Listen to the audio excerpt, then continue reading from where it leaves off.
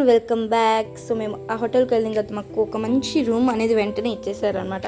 So ఆ room tour అనేది కొంచెం చూసేయండి. సో ఆ రూమ్ టూర్లో ఏంటి ఉన్నాయి ఏంటి అవన్నీ మీకు క్లియర్గా ఈ వీడియోలో ఎక్స్ప్లెయిన్ చేయబోతున్నాను. ఒక డోర్ ఇలా ఓపెన్ చేసినట్టు ఒక మంచి మిర్రర్ ఉంటుంది అనమాట.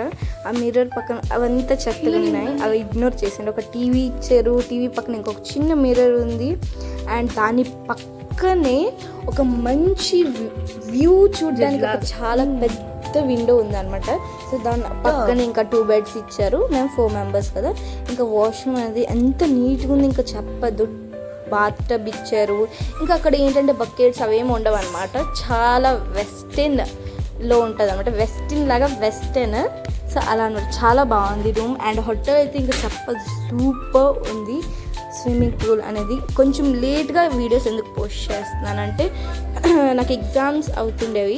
నిన్ననే లాస్ట్ ఎగ్జామ్ అయింది 30th.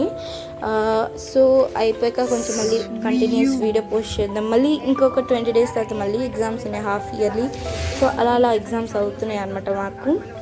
సో వ్యూ అయితే చూడండి ఎంత బాగుందో విండో నుంచి. లైక్ అది నైట్లో మేము తీసాము. చాలా లైటింగ్ అనేది ఎంత బాగుంది. ఇంకా మా హోటల్ పక్కన మెట్రో స్టేషన్స్ కూడా ఉన్నాయి, కానీ మెట్రోస్ వర్క్ చేయట్లేదు అన్నారు కోల్కతాలో ప్రెసెంట్ అయితే. మరి ఏమైందో ఏంటో తెలీదు. అండ్ ఇంకా దీని